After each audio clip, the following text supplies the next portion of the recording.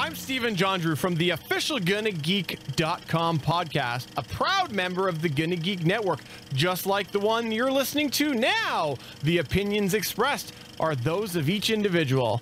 Check out other geeky podcasts at GonnaGeekNetwork.com and get ready because geekiness begins in 3, 2, 1. You are listening to the Starling Tribune, a podcast dedicated to the Arrow TV show.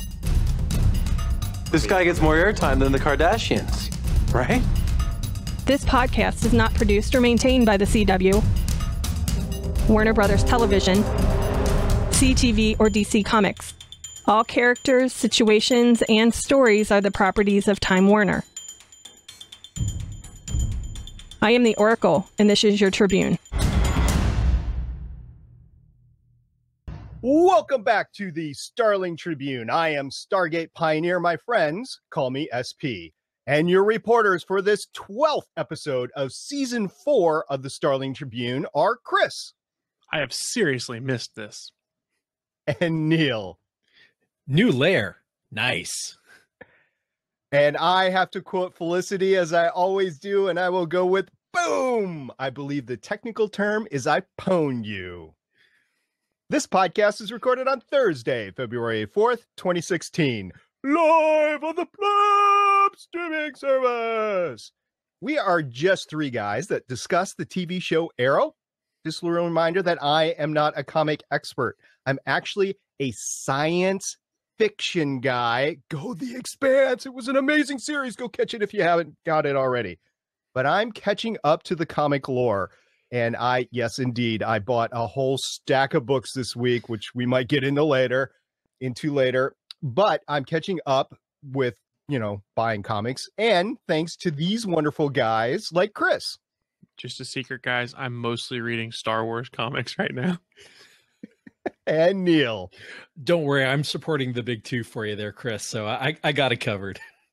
Excellent. There was a lot to talk about this week.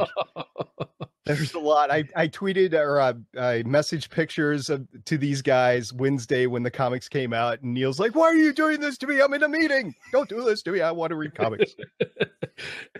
I just want to read the new Doctor Strange and the new Scarlet Witch and the new Green Arrow. And I had to work. And yeah. My bill outside of the comic book store was $40. $40. That's wow. Nothing. It was steep this week. You got to hit triple digits, then you can talk.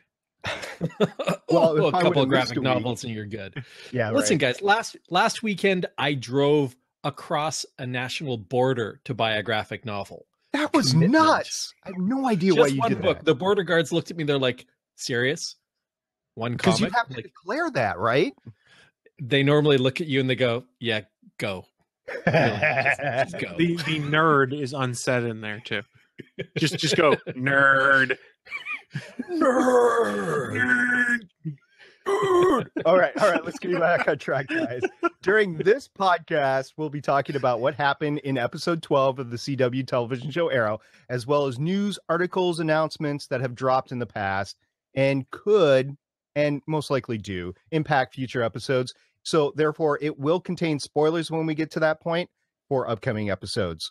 So consider yourself warned. And just a little reminder that all of our past released shows can be found at our archives, found at GonnaGeek.com. All right, Neil, we did have an episode last night. It was chock full of just about everything, please, including Speedweed. So break it down for me. You got it. So we are talking about episode number 12, season 4, Unchained. Air date of Wednesday, February 3rd, 2016. Directed by Kevin Fair. And this was his first episode of Arrow that he has directed, but he is no stranger to the CW or to superheroes. 15 episodes of Smallville. That's effectively an entire season if you put them back to back. Also on the CW, 2 episodes of Beauty and the Beast. Pardon me. So Christian Koich from Smallville, he knows quite well. And if you're Canardian, he's directed a few episodes of Arctic Air, which I'm sure our friends south of the 49th parallel have not watched. The writers for this week, you called it, guys, Speed Weed, who has done 3 other episodes of Arrow, but 23 episodes credited as co-executive producer working on the script. And Beth Schwartz, that has written 16 episodes of Arrow and tons of script coordinator and co-producer credits for this show. You know what I like most about Speedweed being part of this is he has now gotten me attention to the credits before the show. Like before I'd be like, who cares? Now I'm like, is Speedweed going to be that? And I see all the other great names as well. I mean, we talk about Speedweed just because he has a great name, but everybody involved. It is just great seeing all their names, from Wendy Miracle to Mark Guggenheim to everybody. And it's great seeing their names at the start of the show each week. The one writer that I am always on the lookout for, and we get her next week, spoiler alert, is Kito Shimizu. I've started following her on Instagram, and I keep an eye on her because she has also written the majority of episode 2.5 in the comics. So a writer that's able to move between genres, I think, is really cool. So that's who I'm watching out for. It'll be fun. I mean, it's great because we're doing this podcast. We take a look at the writers, the stunt choreographers, the producers, and that sort of thing. And we really focus in on everything. And just as a plug, I'm going to plug this at the beginning of the episode. All right. We normally save our plugs for a little bit later, but my two wonderful co-hosts that you see on screen with you right here, Chris and Neil, were on Nerd Alert News Special Edition last night talking about the recently publicly announced Supergirl and Flash crossover that's going to happen in March. So if you haven't caught that yet, it's on Blab, it's on YouTube, and it is at wherever you download your podcasts. It is Nerd Alert News number 21 Special Edition. And we even have our very own consultant, Black Adam, with an appearance at the end as well. So make sure you catch that. So Chris, what did you think about this episode? I'm so happy Nissa's back. I love that character so much. And she just got to be a complete and utter badass for the entire episode, too. She is my favorite member of the League of Assassins, and I'm counting Merlin in there. I mean, I love her badassery. I don't know if that's an adjective, but I'm going with it. She is the best. I just loved it. And I love the fact that I think the fight choreography in this episode was amazing, but my favorite was Nyssa and Katana. And you knew they could have gone all night and take whatever double entendres you want from that. But they actually were like, okay, we could do this all night, or let's talk about Oliver Queen. And, you know, that magically stopped everything. I love how they both knew. They're like, yeah, we can fight all night. We're that good. We just got to wait for someone to get tired. And I'll be honest, I'll skip ahead a second. When Katana showed up on screen, I turned, I looked at my girlfriend, I go, well, looks like the Suicide Squad movie's going to kill someone else now. And I'm glad they didn't kill her. That's right. Actually, that's right. I believe it or not, I have friends outside the network, and we were chatting this evening. I can't believe it. Yeah, it happens. And we were geeking out on this episode on the commute home. And he said, well, let's take a look at all the promo material coming out for Suicide Squad. You're not seeing a lot of Katana in it. You're seeing a lot of Harley, seeing a lot of Killer Croc. You're seeing a lot of Deadshot, not a lot of Katana. Our conspiracy theory, I'm taking a page out of your book here, Chris. Ooh. They're going to kill off Katana and leave her in the CW verse. I hope you're right. Wow. Okay. I'll take it. It's not exactly, scraps. It's a main character. I like it. Hey, at this point, they owe us at least one. I mean, how many have they taken away from us? Give us one at least. Totally. Katana wasn't the only callback we had in this episode, though. I know I'm going a little bit out of order, but it was so exciting for me. We got to see not May, but Shadow. When she showed up and put an arrow right into the heart of Baron von Rider, I was like, holy smokes, she just did that. It must be her twin. That's the same thing. That's awesome. Doesn't matter. It was awesome. And then you see what happened. And you're like, oh, so the door is now open to see her more often, which is great. But at the same time, the way the character was used, it has to be used sparingly. Okay. So I've gone out of order enough. Let's talk about the overall theme. Hey theme, hey SP, you're our producer, so you can do whatever you want. But the overall theme for this, I took a quick crack at it. I thought it was either letting your sidekicks do what they want, which is Roy making the call to stay behind, or Thea to, run the course of her mystical affliction, or perhaps it was just talking to your enemies. Ollie spent a lot of time talking to Merlin. He thought he was going to talk to Damien Dark, but really it was determining your own destiny, I thought, and kind of being freed or unchained from Ollie's overriding control. See, to me, I thought the writers had a theme of bring back all the characters these guys like and toss them in one episode. You had Merlin, you had Nyssa, you had Curtis was back. I was like, everyone I love is in this episode. Now, which one of them are they going to put in the grave? Oh, crap. Yeah, right. They have to compete with their own show, Legends of Tomorrow, which just got over with a little bit and ago here. It better not be Curtis in the grave. Oh, that would suck. That would. Especially, I mean, he even used the little, what is it called? The Terrasphere? He used the Terrasphere? The T-Sphere.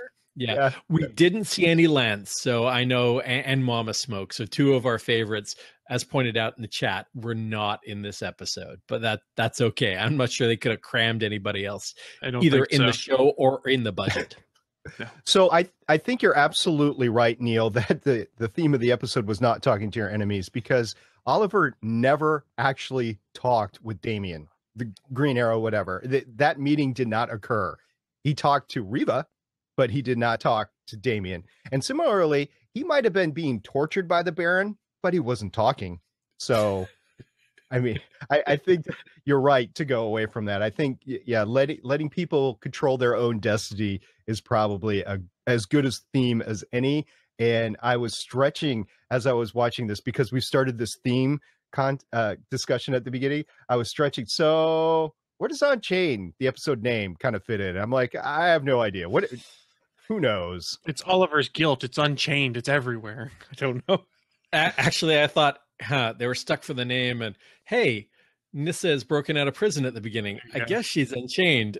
Okay, we got a name. I guess. That's lame. And I guess the other thing we could go for is Oliver always feels guilty because they beat us over the head with it in the flashbacks and current time. There's at least 4 people that talk to him about, you're always so guilty. You have the weight of the world on your shoulders. And I kind of was like, you know what?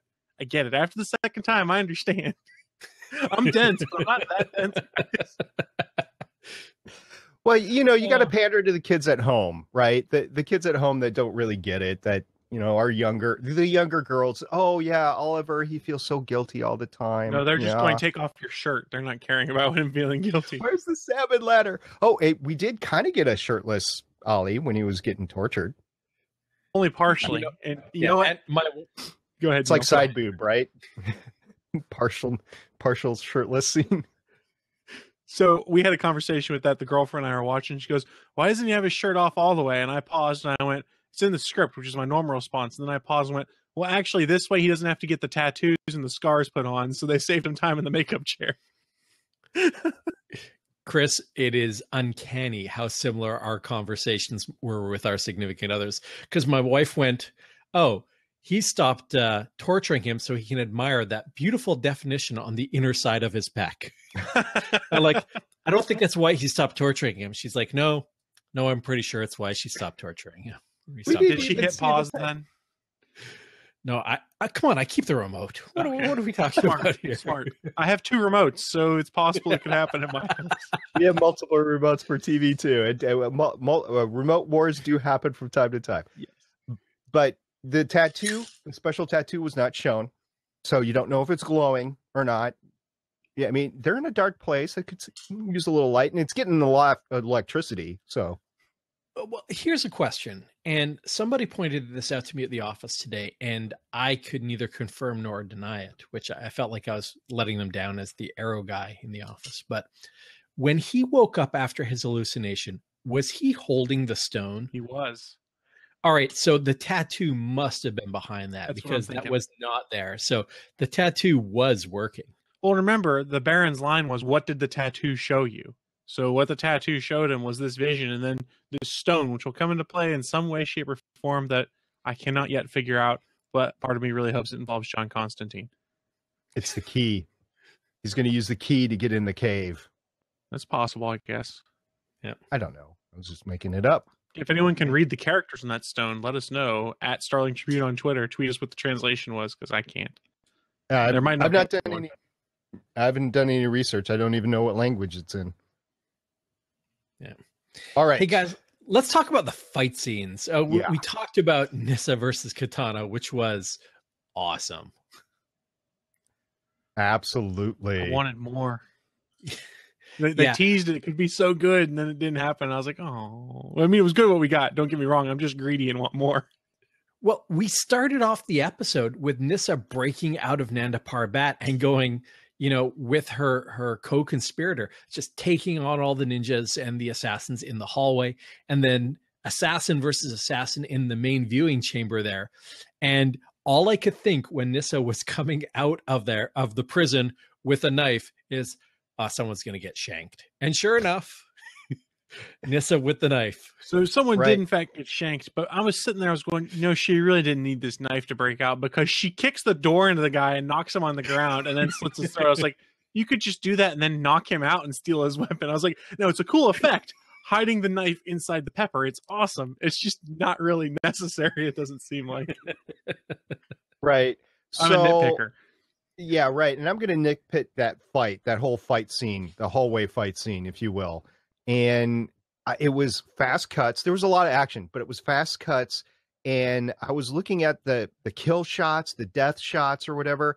It was kind of glanced over. You didn't really feel like the people were actually getting dead. And at one point in time, she takes a sword and cuts somebody's chest in half or whatever. It looked like she was holding the sword away, and it just looked like it was grazing the shirt. It did not look like she was actually cutting. So it was not my favorite fight scene, but I kind of just went with it. Like, okay, there's mass mayhem going on. There's a lot of death or whatever, but the stunt guys were all skewed. It didn't seem like they were as high caliber as stunt guys, or they didn't have enough rehearsal time or whatever into the scene. I don't know. That's just what I took from it. Maybe I was just in a bad mood because I was on the elliptical when I was watching it. I don't know. What'd you guys think of that? It wasn't quite up to what we'd seen before. I agree with that, but come on. It's fight scenes. I got distracted by the pretty shinies. I actually took a pause with that same. It was a horizontal cut across that assassin's chest. And it's like, not sure that sword actually split the armor or the clothing, just kind of ran against the top. But then when we had the Nissa Katana fight, Team Arrow versus Roy fight, Mr. Fantastic versus Roy fight, and Team Arrow versus the Calculator's Dark Web Internet Thugs, I was like, damn, that's a lot of fight choreography. So the amount of time they had for each of these fights was probably pretty minimal. I did like how Mr. Fantastic Curtis stood up to Roy. I mean, he didn't win, but he got his shots in. I was impressed. Sorry, and I just crossed the streams, Mr. Terrific. It was not a member of the Fantastic Four fighting Roy. So I was like, did Secret War cross over into the Arrow universe? Oh yeah, all the time. Yes, yeah, that is true. Your producer will read anything you put in front of him. Oh, this is gonna be like a Anchorman moment. Yeah, go believe yourself, San Diego. So Mr. Terrific Curtis had a great fight scene against Roy. He was holding his own. I don't believe we've seen him in a fight scene before. We've seen him in action scenes before, but we've never seen him fight. He had some moves. I was impressed. We've seen him get shot at, but this is the first time he's really had to do much, because in one of the very first episodes, he and Felicity were getting shot at, and he's like, oh, you're a badass, or something like that. And then the other scene that was notable to me was when Roy was running away from the explosion, and he hung on to the line as he was coming down. That was awesome. So all I could think was that Will Ferrell music video they did for one of the music awards, where it's cool guys don't look at explosions, and it's just all these montages, everyone walking away. I'm like, it's damn cool what they're doing, but cool guys don't look at explosions. That's right. Well, hey, let's talk about Roy. It was so great to have Roy back in this episode, but honestly, did you think he was going to die in that final scene? Chris, was this our goodbye when you saw it? I thought they wouldn't. excuse me, I thought they wouldn't be shocked if they killed him. That being said, I was not really banking on him being killed because I thought he needed some closure of some kind with Thea, and I didn't think they were going to leave that thread unpulled. SP, what about you? Did you think he was not going to make it out of the building? Yeah, at first I thought he wasn't going to make it out of the building, but then when I saw him escape the building, what I thought was going to happen is shrapnel was going to come and kick him in the back, right? So he'd land there, he'd see Ollie. Ollie was smiling back and forth, and I thought he was going to keel over, and that didn't happen. I was like, oh, thank God it didn't happen. I'm not the darkest one on the podcast. Listen, SP, Unagi, because I was like, all right, he made it out. Oh no, they can still kill him. I bet it's shrapnel. Oh, it's not shrapnel. He's alive. Huh. Guys, this isn't Battlestar Galactica. They don't make it dark and then twist the knife by killing someone unexpectedly when you think they're safe. So I forgot, though, that he hadn't had his last goodbye scene with Thea.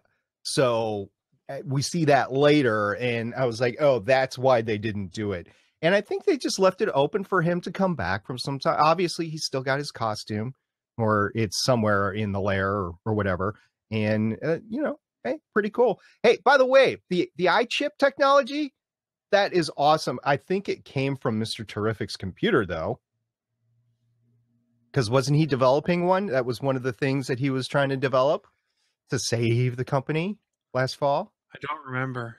Yeah. It was 4K TV or whatever. Yeah. And all I thought was it was the Deathlock iChip technology from Marvel's Agents of S.H.I.E.L.D. And I'm like, hang on, no, wrong universe. And if you want to hear all about Marvel's Agents of S.H.I.E.L.D., go listen to another podcast on the network called Legends of S.H.I.E.L.D., found at GonnaGeek.com. We might know a couple people on that podcast. Just a few. Why? Hey, listen, SP, you talked about Ollie and his awesome parkour and his fight with Roy. When I saw him jumping over and around those, if you're a fan of Stephen Amell, you've been watching his workout videos. And I was just like, that's why he works out at a parkour and an MMA gym. So he can do those real physical scenes himself. And I was like, maybe in a couple of scenes they cut away to a stunt double, but I could swear that majority of that was Captain Amell doing his thing. And it actually made me think back to episode 1, where the newly returned from the island Ollie did massive amounts of parkour and then just grabbed that thug and broke his neck. I'm like, oh, I miss badass Ollie. I know it seemed a little slow to me. Now, I'm not going to take anything away from him because Lord knows I couldn't do that right now. I'm recovering from another back injury that happened a few months ago. I'm just getting back into the gym now, but it seemed a little slow. That whole sequence seemed a little slow. The truck was moving slow. They were running slow, but I let it slide. I'm like, okay, this is not a superhero. He's not Flash. He's almost a street brawler with a bow and arrow. So, okay, I can live with it. And it was fun to watch. I mean, you knew what was going to happen. It was fun to watch. Chris, what did you think of Ollie and the rest of the episode? We touched on the fact that he is the king of blaming himself for everything and parkour, but what about the whole Damien Dark strategy? What the hell? Well, first, I just want to say I didn't get it until the very end that he felt guilty about everything. It just didn't sink in. But going back to the topic at hand, Damien Dark, I understand what he's doing because this is what happens with Oliver. If his family's in trouble, he gets desperate. He makes desperate moves. And reaching out to try and talk to Damien was a desperate move. But I kind of liked the fact that it's Malcolm that talked him down. And then I felt dirty about the fact that I liked the fact that it was Malcolm that talked him down because he's not supposed to be a voice of reason. John Barrowman is the voice of reason. Where did that come from? I don't know where it came from. It kind of blew my mind. I'm sitting there, I'm like, Malcolm Merlin, who is a terrible human being, I actually agree with something he's saying here, where he's like, I have to respect her decisions because that's something Oliver doesn't do well, is respect people's decisions. He wants to save them whether they want it or not normally. And I think it's kind of a big step for his character here to realize, you know what? I kind of have to do what Thea wants here. I can't force my way of saving everyone into place. Yeah. So the whole Malcolm thing, all I was thinking the whole time is he's ignoring his responsibility as his Roz. He's completely ignoring it because his baby That's how this girl, rebellion's happening. right. and what's happening with Nyssa and everything. And then it all ties together at the end. Nyssa comes in, you have to kill Malcolm. And, Ollie's like, yeah, but Malcolm's Thea's dad. I can't do it. It's that look in his face, right? Well, there's also the fact that he's never beat Malcolm Merlin in a fight or Ra's al Ghul in a fight. That's not true. He has beaten him in season 1. Yeah, totally. And he beat Ra's, at the hydroelectric dam there. So he knows he can beat the real Ra's al Ghul. And then he just kind of gave the ring of the demon to this Ra's al Ghul. I think he has evolved to the point where he could take Malcolm out. Didn't he beat Malcolm in season 1 by sticking the arrow through himself, though? I mean, as wins go, that's not a clear victory. He kind of lost to win. You got to do what you got to do, Yeah, this is going to hurt me almost as much as it's going to hurt you. Right. But the guy has come back from the dead, so he has sacrificed for his art. Show, though, let's be honest. Laurel hasn't died, has she? I hope it sticks when she does. Yeah, okay. I can't even talk. You just served me up right there. What was I supposed to do? We didn't get a lot of Diggle and Laurel as focal characters this episode. Maybe that's a good transition. And given that we spent the entire last episode looking at Diggle, perhaps that was fair. But I think they're saving up a Laurel-centric episode yet to come, Chris. So don't you worry. We'll get more Laurel. You know what was my favorite scene of Laurel and Diggle in this episode? Again, back to the explosion. They're all waiting outside. They turn and look at the explosion, and then she's just standing there with that comic book pose, that ready to strike pose. And I'm like, yeah, baby, you're looking pretty good there. and Diggle's there with his Spartan helmet and Oliver, whatever. And then they see, the whole scene was great with Rory coming down and everything. So it was all cool. I liked it. It was comic booky goodness. I like it too. Exactly. But this is pretty cool. I mean, we've gotten 2 episodes in a row where a lot of the episode revolves around Felicity. Felicity's hacking, Felicity's owning of the wheelchair and the presentation this week. Props to Felicity. And I think they know that Emily Bet Records is a fan or is a fan favorite. So giving us more Felicity, SB, you probably are okay with that. Yeah, just a little bit. I was just watching the episode, looking at all the quotes that I was like, oh, which one do I choose? Which one do I choose? Like the bomb quote, the one about making all the bombs and stuff like that. And there have been some episodes that she hardly says a word. And I'm glad we're not there anymore because she has so much screen presence. She's in her character. She's part of the team. She knows what she's doing. And she is just, as an actor, she's just eating up this wheelchair thing because she is just you can tell she's having fun. And we get the ramp. We have the ramp to the platform. It's been built overnight. And they had this nice West Wing sweeping camera as people are walking / rolling down the ramp going with it. I was like, nice touch. Nice touch. Oh, she was on it. In fact, if you've caught our sister show Flash this week, there's one point where Cisco Ramon throws his hands up. He's like, who's the world's best hacker? And the rest of Team Flash in unison goes, Felicity. So not wrong. Her presence is felt across the Flaro universe. Absolutely. And soon to be felt across the Supergirl universe as well. What are we going to call the 3 universes as they're mashed together? So it depends on the theory of how they cross over to Supergirl, whether they're truly connected or not.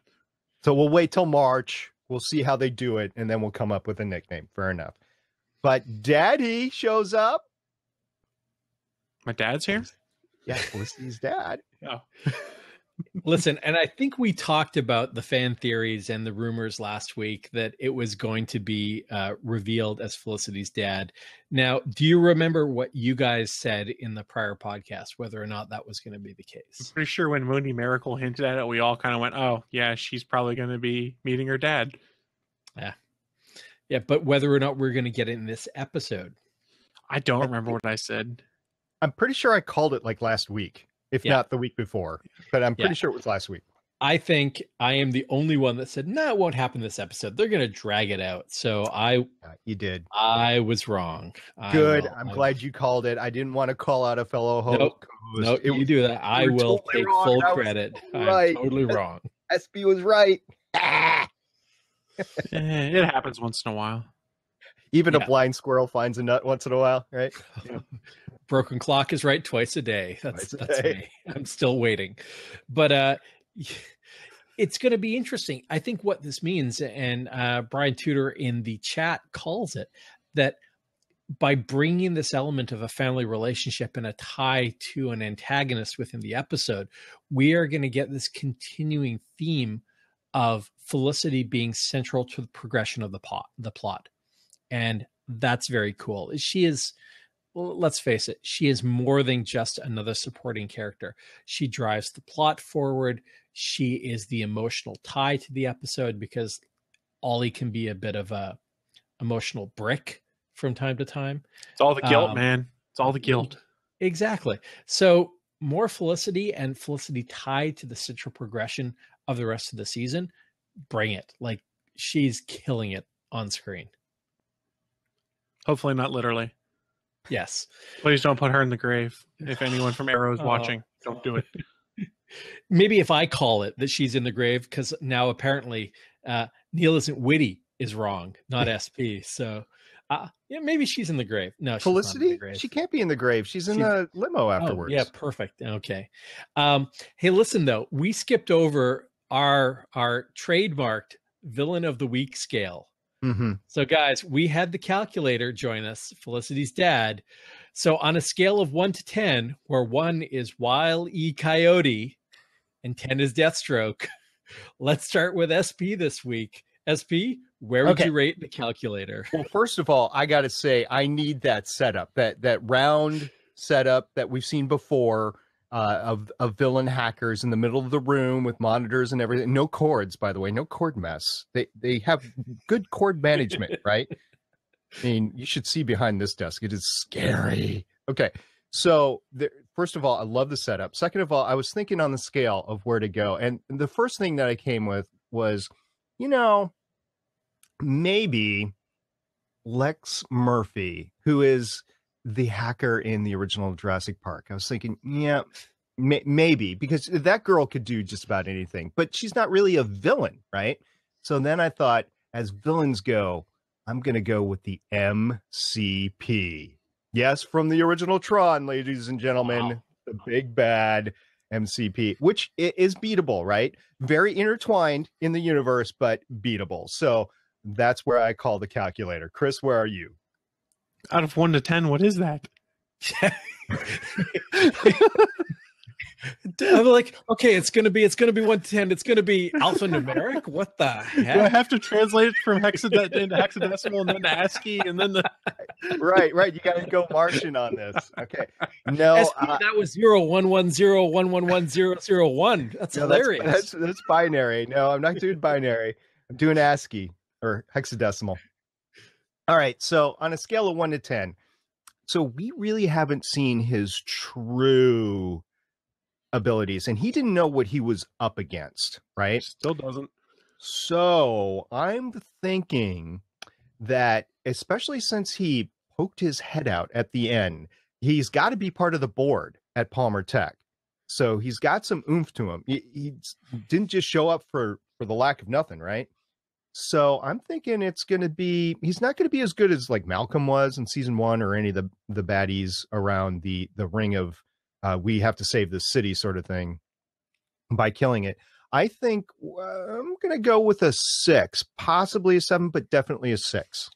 I figured he'd go higher just because that's Felicity's dad. No, you got to show me the goods, and he has sort of showed me the goods, but Felicity was able to beat him. But now that he might know, of course she cheated. In an even playing field, he beat her earlier. You see, right? I'm just playing devil's advocate. I'll be honest. Okay, what's your ranking, sir? 7.1. The Price is Right. I'm a 6, so you don't have to do that. Yeah, honestly, if I had to rate it, it's probably about a 5, 5.5. It's just enough for us to get a hint of what he can do. He's a guy that sits behind the strings and pulls the strings and stuff, but doesn't get involved physically, which is kind of different from most of our recent Arrow villains who might pull some strings, but they still go out there and fight and things like that. So it's a different kind of villain. Yeah, and you know what, Chris? I am going to echo a 5 because I gave Shadow Spire a 6 because they took out 2 Argus agents, they killed Amanda Waller, and they took over the Argus HQ. And we have not seen those capabilities or that ability to execute from the calculator yet. Now, maybe, you know what? I'll move him to 5.5 because he was able to blackmail Roy into stealing a bunch of cool stuff. So he gets a 5.5. He is not at the midpoint. He's a bit more, but I can't see him yet. Not that he doesn't have the potential to pull off a Shadow Spire type heist for me, but he's a 5.5. See, I think Damien's got this team surrounded. He's got the calculator in his pocket. He's got Alex, the intern dude, and he's got the mayoral candidate. And I think Damien's just got this team surrounded. He knows more than you think he does. So we think the calculator works for Damien. He's partnering with him. Absolutely. Interesting. Really?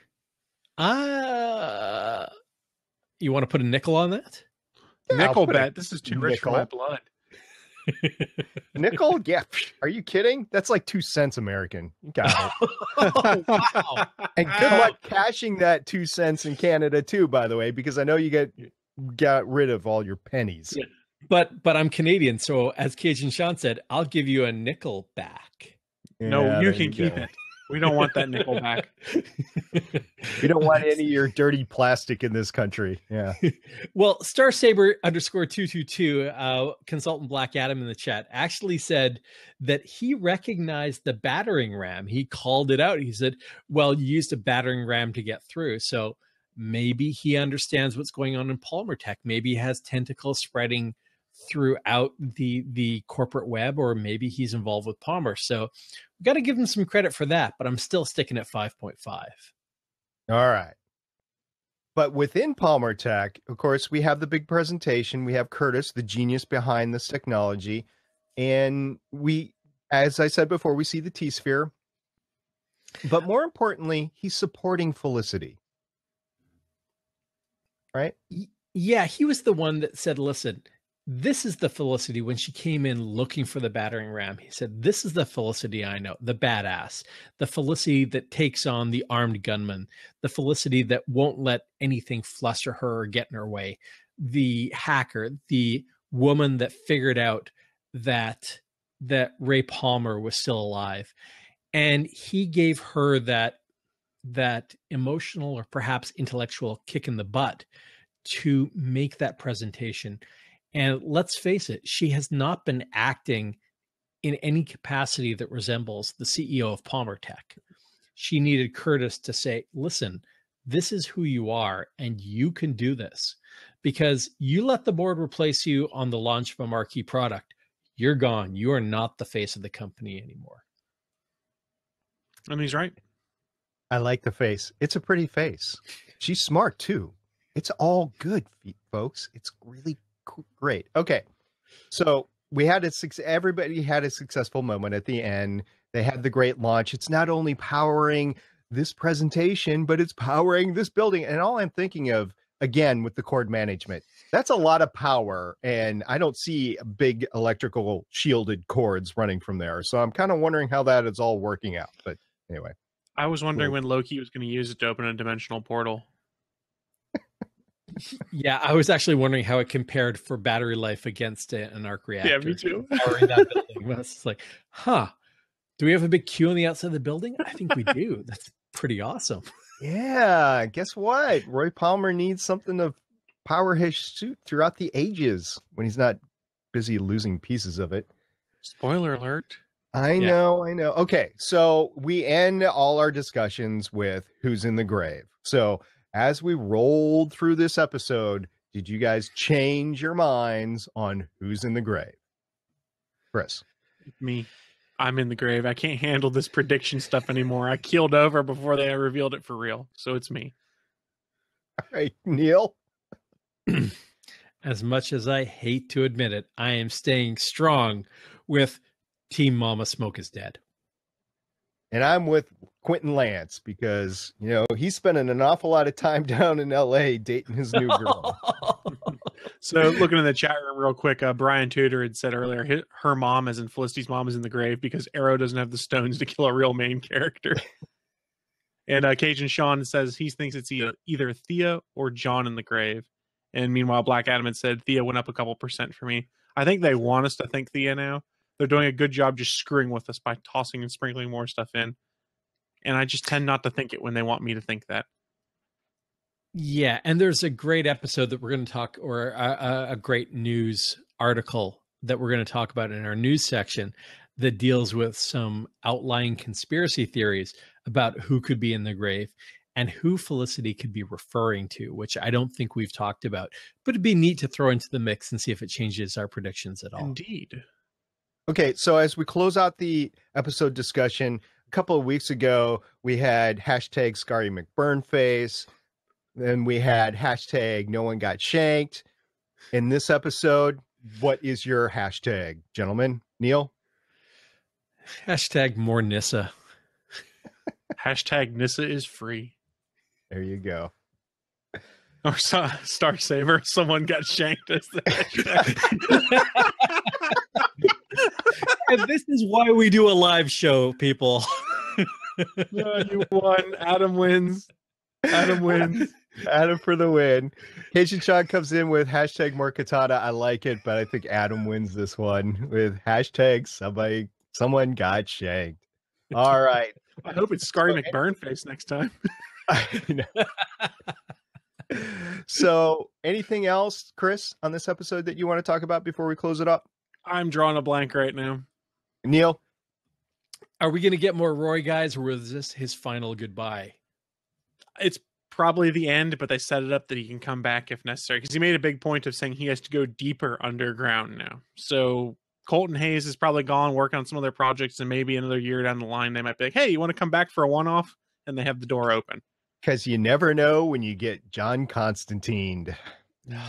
Yeah, that's so much fun. Yeah, and the last thing I want to call out is the fact that the running joke of Felicity not liking the calculator as the villain's name was pretty amusing throughout the episode. It's true. Don't call him that. Don't call him that. There's probably a backstory to that too, which maybe she knew it was Daddy's nickname in the past. I don't know. We'll see. So next week, Neil, what do we got? Next week, we have episode 13 of season 4, Sins of the Father. It seems like it's going to be an exciting episode. Oliver receives an offer from Nyssa, which we saw at the end of this season. That's hard to refuse, and we know how he feels about Thea, so I get that. Meanwhile, Thea continues to battle the bloodlust. Malcolm steps in to help his daughter, and Laurel, Katie Cassidy, has a heart-to-heart talk with Nyssa. And if you remember that Laurel was being trained by Nyssa near the end, so you get that. The director is going to be Gordon Verhul, writers Ben Solowiski, and as I mentioned earlier, Kito Shimizu. We've had Ben write some before that were really good too, so that's a good team. That's the A team. I'm looking forward to it. So every episode, every time that there's a real Arrow episode on, because we have some shows that are not on Arrow. I mean, it's all Arrow related, but like we do comic book stuff and movie stuff or whatever.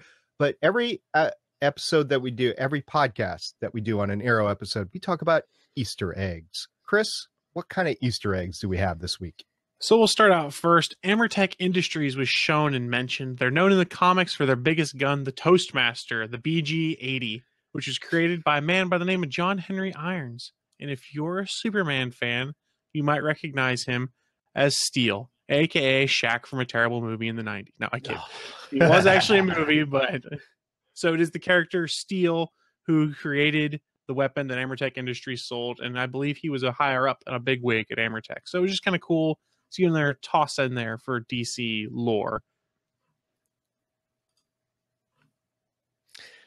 The second Easter egg that we got this week, and let's be honest, it's not much of an Easter egg, but it was the return of Arsenal. So Roy Harper came back. You know, he had a long career in the comics as Roy Harper, the initial Speedy, and then later as Arsenal, both with the Teen Titans and with Green Arrow.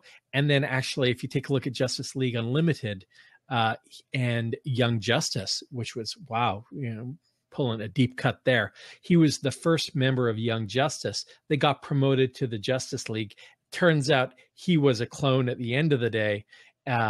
So he's got a long career in the DC universe. I really recommend taking a look at the DC Comics library, and maybe during the summer, we'll take a deep dive into what Roy Harper has done from his early days dealing with heroin to his later days coming into his own, and even to Convergence, when he was the star of one of the Convergence titles. And I don't know if you guys watched Young Justice, the cartoon series.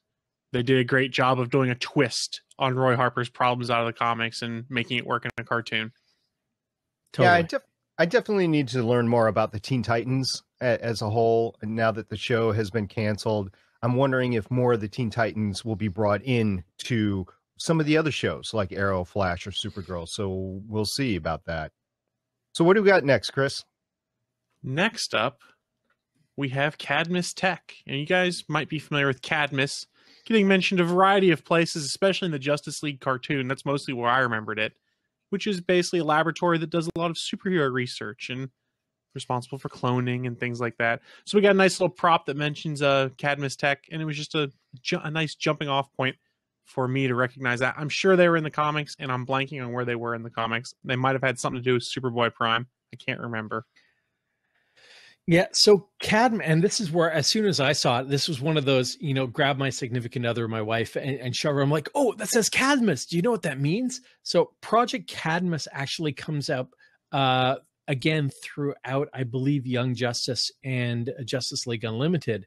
And they were involved with the cloning of Superboy in the Young Justice series. They are another Amanda Waller-related organization within the DC universe. I was excited. I'm like, wow, this could be huge. It shows up in Batman Beyond. It shows up in Earth 51, so one of the alternate universes. It shows up in JLA and in Justice League 3000. It is a big deal in multiple threads within the DC comic universe. So the fact that we have a Cadmus, if you remember back to last week, what could step in and take the place of Argus if they remove this governmental organization? Cadmus is a viable option. So sure, pretty cool.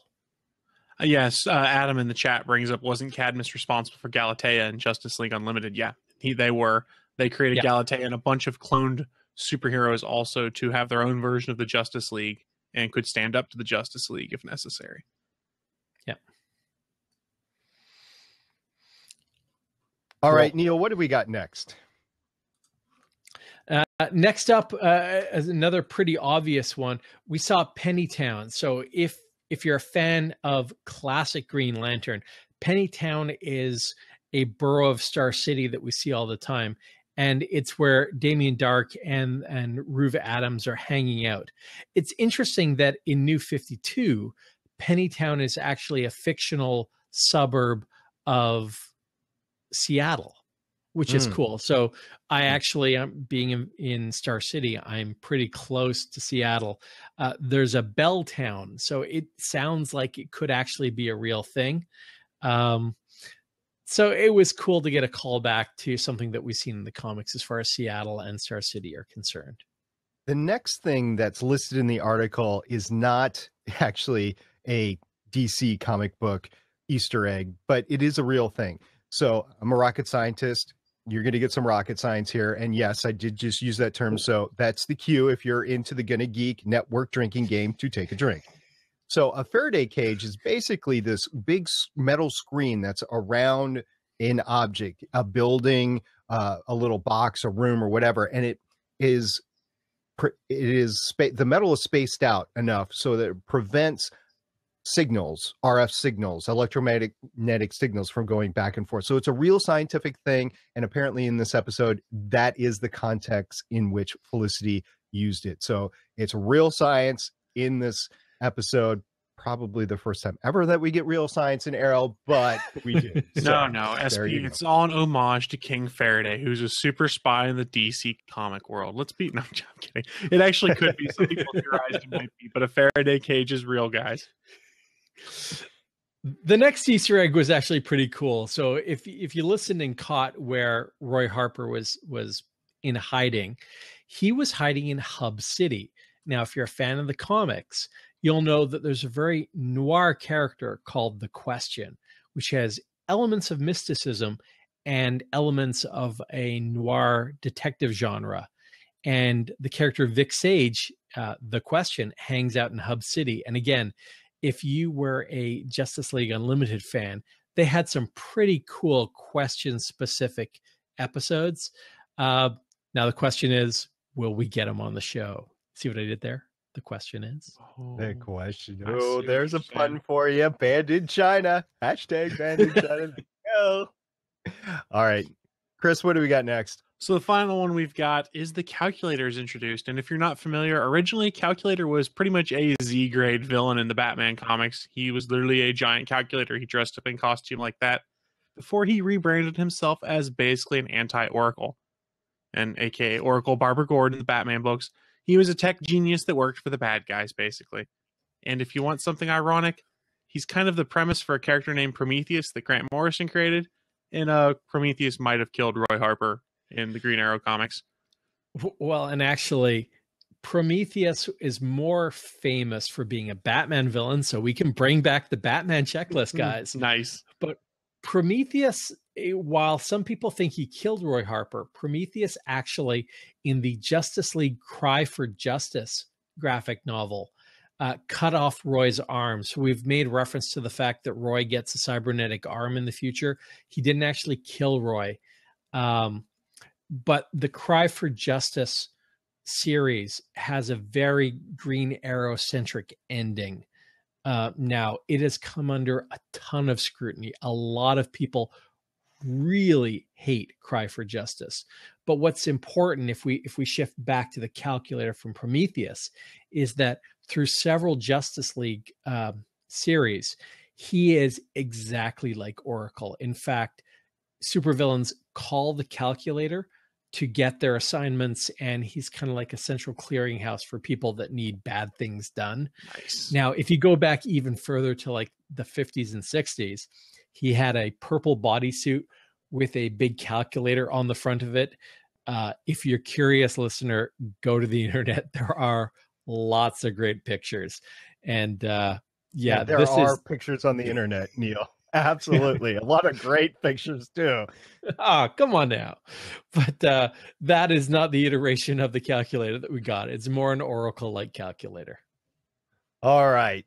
So we're going to keep this kid friendly, as we always do. We're a clean podcast. And Neil had an bleep moment this week, and we're going to talk about it. So, Neil, what happened to you this week? So one of the problems with living in both Star City and Starling City, fortunately in the Storybrooke suburb of those towns, is that you run into supervillains from time to time. We've talked about on the podcast my narrow miss with Damien Dark at a Sport Check location buying running shoes. But I could not avoid heat wave last weekend. So my wife and I were at a steakhouse. And a rather large gentleman with very little hair sits down at the table right across from us. And it was pretty cool. My wife and I are at a table for two, and there were these little booths that faced into the restaurant right around the edge. So effectively, they're staring at us eat our meal the entire time. Now, they kind of had curtains on either side, but I'm like, hey, sweetie, I think that's heat wave. She's like, who's heat wave?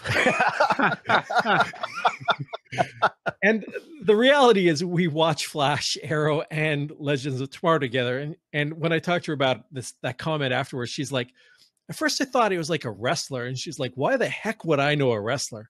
But when I pointed out the fact that it was character from Flash, and it was Dominic Purcell and his date for the evening. Now you can imagine, here I'm having a nice meal with my wife. We got a bottle of wine. We got decent food. It's like, when do I go over? When is the right time to say something? Do I just fanboy out and keep it internal the entire time? Or do I figure out how it's polite and, more importantly, non-intrusive? Because just like anybody else, he is trying to enjoy a meal out with somebody. You don't know that. He could have been testing out some heist techniques. You could have been robbed. Could have been wanting to rob the entire steakhouse. Yes, he loves the steakhouse. I love the 70s. I wish I could deliver a line like he does like that. It's so well done. And that's what makes it even harder is I really love the character of Heatwave, and Dominic Purcell is a great actor. So I timed it such that it was before his meal arrived. I did not want to interrupt him in the middle. I did not want to interrupt him in the middle of a conversation with the person he was having dinner with. So he had sat down after we had had the majority of our meal, in between courses at both our table and before they had their meal. I got up, and just to make sure I got it right, I'm like, Mr. Purcell? He's like, yes. I'm like, I'd just like to say, I am a huge fan of your work on Flash and Legends of Tomorrow. I love what you've done with the character of Heatwave. And I speak for a lot of fans when I say we're really appreciative of what you've brought to the screen. And he's like, thank you. And I said, I'm on a podcast called the Starling Tribune that talks about Arrow. And I've guest starred on a podcast that talks about the Flash. And I got to say, my thoughts are shared by a lot of people out there, that you are really a fan favorite.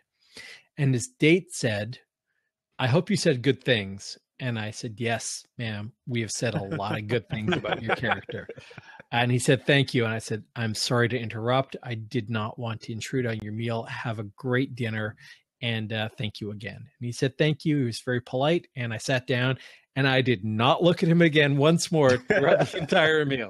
I'm like, I will focus on my wife, the meal, and the nice bottle of wine we had, and let him do his thing. And that was it.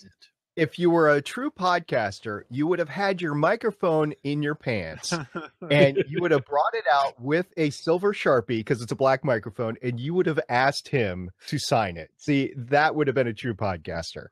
Actually, a true podcaster would have taken their Zoom H5 out and recorded a little snippet, but hey, I get it. You don't want to interrupt. I mean, it was dinner. It's not like he's at a con appearance or anything. He's just trying to enjoy a good night out. Although you probably did the best thing, is just compliment him while he was there and just let it ride. So yeah, Dominic Purcell's just a guy like anybody else. And I'm sure he gets a lot of it here in Vancouver, of people coming up to him. So it was compliment him, say I appreciate his work, and then just get out of his face, and let him finish his meal. Right. So thank you. If Dominic Purcell happens to listen to this, thank you very much. And for just being a great guy and indulging Neil. Yeah. And awesome. What's interesting is I spoke to the waitress afterwards, after he left, and I had to geek out. I'm like, do you know who that was at that table? She's like, well, I recognize the woman, but not the guy. I'm like, seriously? And the waitress said she was actually on Beverly Hills 90210, the most recent, and she thinks she was on a local show recently. And I took a look, and the actor or the actress on that show was in the pilot of Lucifer, another DC title through the Vertigo imprint, who was the character of, was it Desdemona? It was the character that was the singer who was killed off in the pilot episode. So if you're watching Lucifer, which is another DC show, she had another opportunity to star in that. So that was pretty cool. She was incredibly hot and very charming. So, all right. So let's move on with stories for the week. We're running a little bit long, so we got to go a little bit quick here. So first of all, we do have, we'll put it in the show notes. There's a synopsis for episode 14 is out, which is labeled Code of Silence, and that we will have in the show notes. There's another article that we want to talk about a little bit, though. It was an article about grave conspiracy theories, and really, really shortly, Chris, can you summarize this really short? Quickly. Remember, we have that quote of "You've got to kill him," right? That Felicity says. I'm paraphrasing Oliver. Well, the theory they have here is, what if it's not necessarily not Malcolm, wow, brain fart. Neil McDonough's character, Damien Dark, rather, Damien Dark, who does yeah. the killing. But what if it's the calculator who's actually responsible? And that's who Oliver's got to kill. And who might he be killing? There's a theory it might be not Damien Dark. God, I don't know what's wrong with me. Malcolm Merlyn. There's too many characters this week, guys. It's all boom in my head. And there's even more if you watch Legends of Tomorrow. Oh, man. Could you imagine how hardcore that would be for Felicity, looking over at Ollie and saying, you need to kill him, and knowing that that is her father, that she is so mad that the act that has been done by this villain makes her want to kill her own father. That would be a huge twist of the knife. It would, and it would legitimize your theory that Mama Smoke is in the grave. Because if Dad killed Mom, you could tell how she would be so distraught and want to have that happen. Is this a Dateline Friday Night Mystery now? Dad's killing Mom. Those are nasty. Yeah. SP, you just actually took my breath away when you said that. I'm like, holy, that takes it up another level, where the calculator, through something he did, I could see it actually be inadvertent, where he's planning a heist or something to take out the police, and Mama Smoke is there with Captain Lance, and she's the one who gets killed. Wow, that would, ooh. Yeah. Ouch. Yeah, I thought that immediately when I was reading that article. I was like, oh, it's gonna... I could see it happening. Now, because of that, I might want to change. I'll have to think about it. I might want to change who I think is in the grave, but it would allow Quentin Lance to remain in the show. And he's a regular. I mean, he hasn't been around the last few weeks, but he is a regular. So I could see that. And he's one of the few remaining infrastructure pieces in Star City that he's probably almost the highest ranking person of anybody. So, I mean, look, Oliver Queen's running for mayor. So there you go. So, yeah, the other conspiracy theory that was brought up in that article is that maybe it's Malcolm Merlyn. Maybe we're talking about, you need to kill him. Malcolm lets Thea die, or Malcolm does something. And let's face it, Malcolm Merlyn has been one of the longest running, worst Green Arrow villains. The fact that, if he loses control of the League of Assassins, he will be unhappy, and he may blame Oliver Queen. To bring him back as the main protagonist, and remember, he doesn't have another starring role on another show. Like, Arrow is what he's got going on. And if that is the last episode of this season, which sets up a brand new Merlin arc for season 5, wow. I mean, that blew my mind. I think that would be awesome. it would. It'd be cool. So we'll wait and see. But if you haven't read this article yet, it is in the show notes. So go check it out and then give us your theories based on this article, who you think is in the grave and who you think Oliver has to go kill. Okay, one last news story for this week. Colton Hayes has something going on, doesn't he? Chris? He does indeed. He's going to be voicing Thor in an upcoming, I can't remember. You blind tossed me. Neil, what does Colton Hayes have going on? Well, a lot of these actors get to play characters in multiple different series. Colton Hayes is going to be in the cast of Marvel Avengers Academy. So he is going to be, which is pretty cool. So Marvel Avengers Academy takes slightly younger versions of all these characters in an animated series, and you could see Thor as a bro in high school. He's got the hair, he's got the arms, he's got the pecs. I see Colton Hayes as the perfect high school Thor bro. Yeah, so I love these crossovers with animated series and everything. Like director Maria Hill, or Agent Maria Hill's Wonder Woman in the Lego movie and everything. I just love it. It's great. All right, so moving on to our comic and news story section this week, and this is what we were talking about at the beginning of the episode. Green Arrow number 49 hit the shelves, and not just one, but there was a variant cover as well, wasn't there, Neil? You know, I knew that the Green Arrow 49 was coming out, and it deals with, let's face it, the werewolf arc that is still all going. But SP, when you sent me your comic shop pick, this week I'm doing pure comicsology, so you don't get the variant covers. I'm like, oh, that's classic Oliver Queen. That's classic Green Lantern. That's a variant cover. That's not fair. Both Green Arrow and Green Lantern had classic variant covers by Neil. What's his name? Neil. I want to say Neil Adams. Neil Adams. Yeah, definitely. So it was fun to see those on the shelves. This week in Green Arrow number 49, which dropped on February 3rd, the Patriots have been cleared of any wrongdoing in the Midnight Parade attack, if you've been following post-convergence Green Arrow, which only encourages what Green Arrow sees as state-sanctioned violence against the wargs.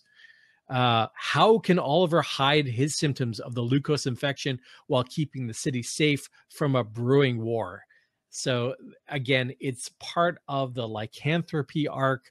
And again, if you've been following Marvel Comics, you know that we also have Cap Wolf. So it's one of those interesting scenarios where you've got the big two with kind of parallel storylines going on in different titles, which happens from time to time.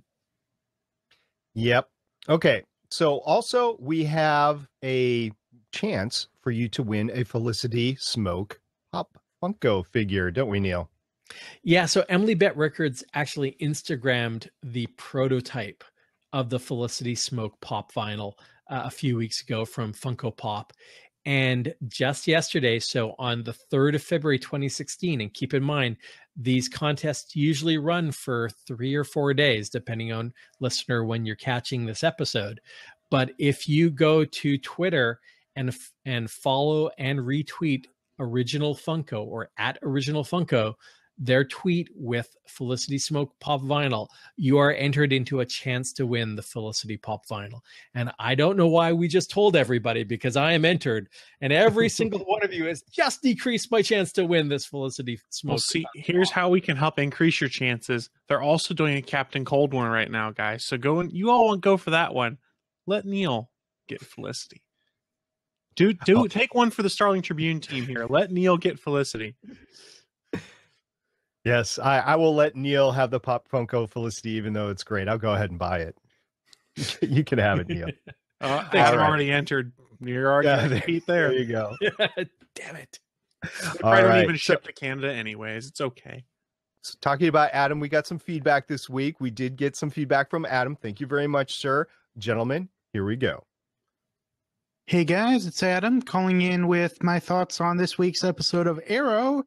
And first off, way too much stuff happened in this week's episode of Arrow.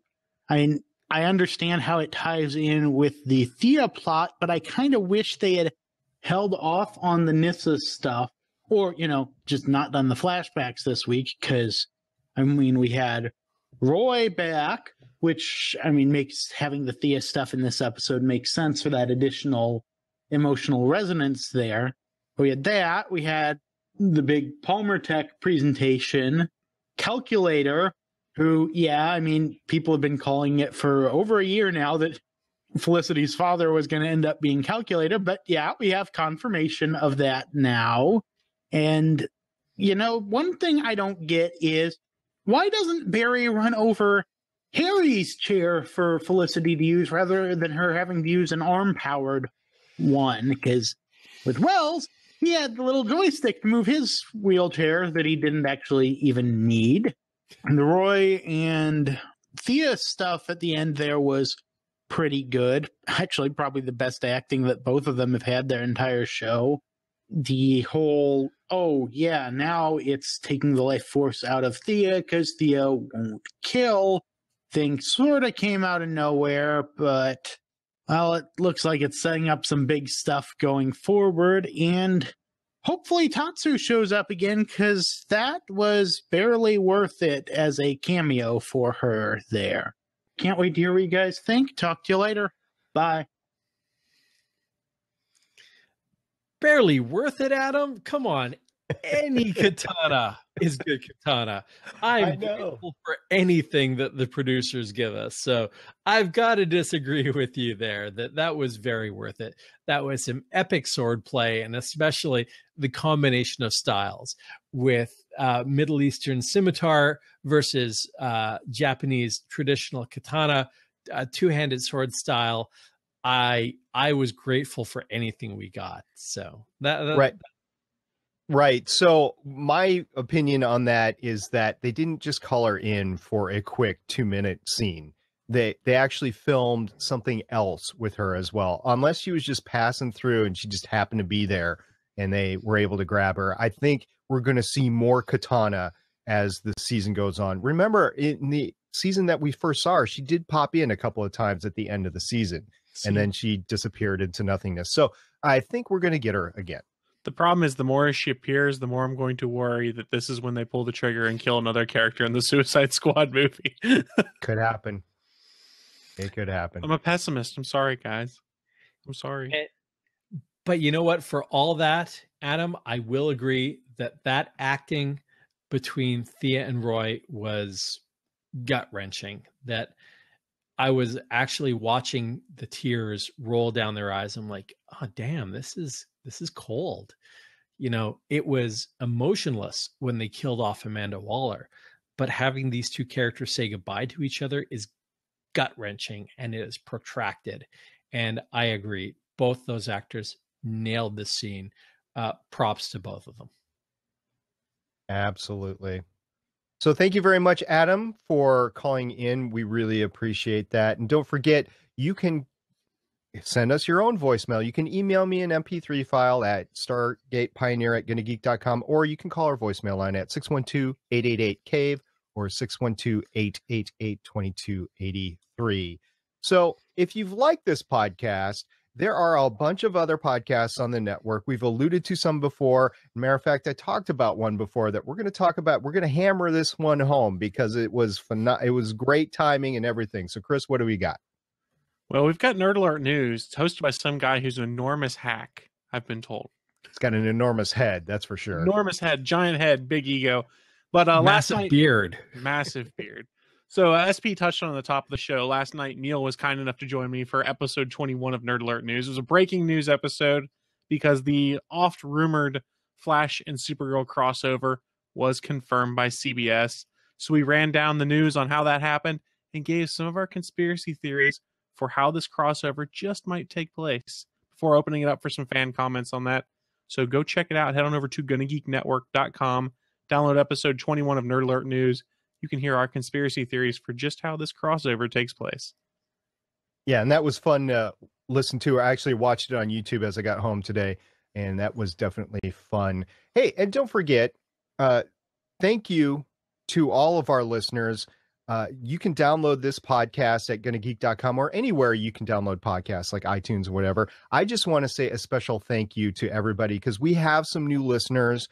And thank you very much for checking us out. We really appreciate you, no matter where you hear us. If it's through the network itself at GonnaGeek.com, you download us there. If you hear us through Spreaker, the replay on YouTube that Chris puts on later. And thank you very much again, Chris, for editing.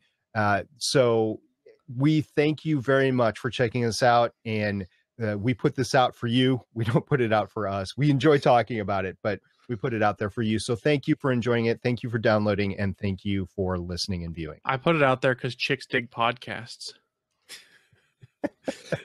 Definitely. It's the headphones. Totally the headphones. It's the cans, man. Yeah, and I just want to say a special thanks to all of the live listeners that have tuned into our show on the Blab Network. Your interaction is truly what makes this show fun to do live. Listeners like Cajun Sean, Mad Hatter, Adam Nelson, Stephen John Drew, and everybody else that has popped in and out. Thank you for spending your Thursday evening with us. If you would like to join the craziness and talk some Arrow and join in the chat, you can join live on Thursdays at 6 p.m. Pacific, 9 p.m. Eastern on blab.im, and search for Starling Tribune or GonnaGeek. And don't forget that after the show, we always open up the fourth seat on the Blab interface for our live listeners to hang out and share your thoughts and join us in the fun. You can watch the next live show on the GonnaGeek network over at geeks.live.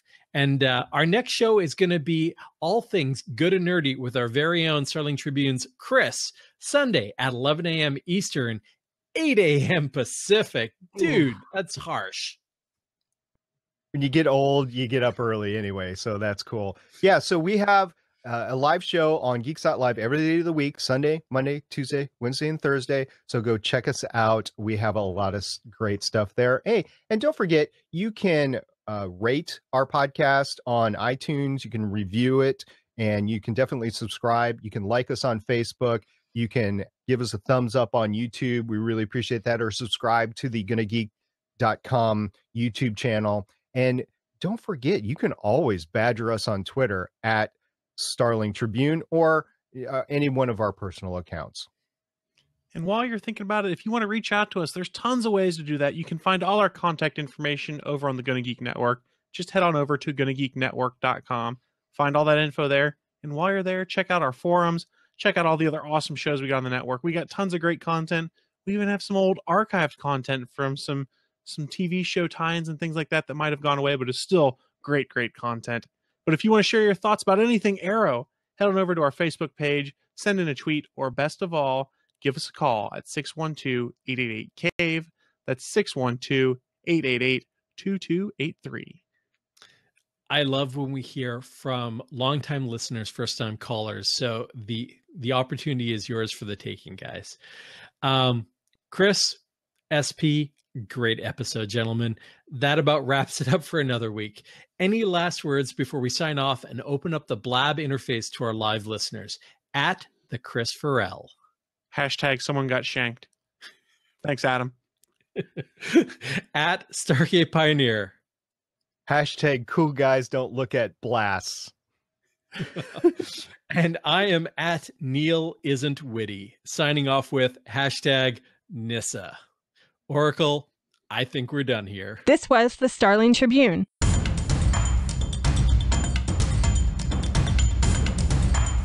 You can leave us feedback at GonnaGeek.com or check out our archive at StarlingTribune.com. Visit GonnaGeek.com for more podcasts. Music by Kevin MacLeod can be found at Incompetech.com.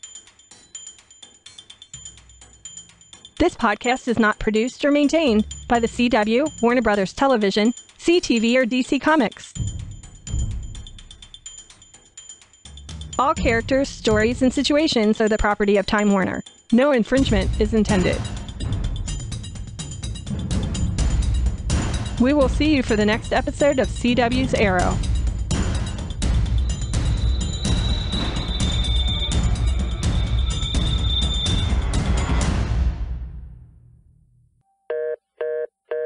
And we are now officially in the post show. If you have a comment or suggestion or just want to tell SP how he is wrong, or Neil apparently this week, go ahead and jump on in. The seat is open. We'd love to hear from you. If not, I think the three of us have other things to do. Neil, I'm sure, is hungry.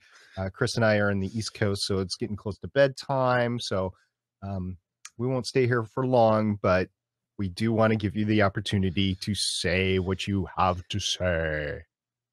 It was exciting that this was a very light news week. There weren't a lot of interviews, but there was so much that went on during this episode. There was just a ton to talk about, guys. We hope we did it justice for all of our fans out there. Yeah, with everything going on in the TV DC universe right now, it can get overwhelming, and I think they're starting to see that. I think they're starting to see fans get overloaded with information. I mean, Deadpool's coming out soon. The Deadpool marketing, this is Marvel, granted, but the Deadpool marketing team is just wizards. I mean, they're hitting that just directly on the head and everything.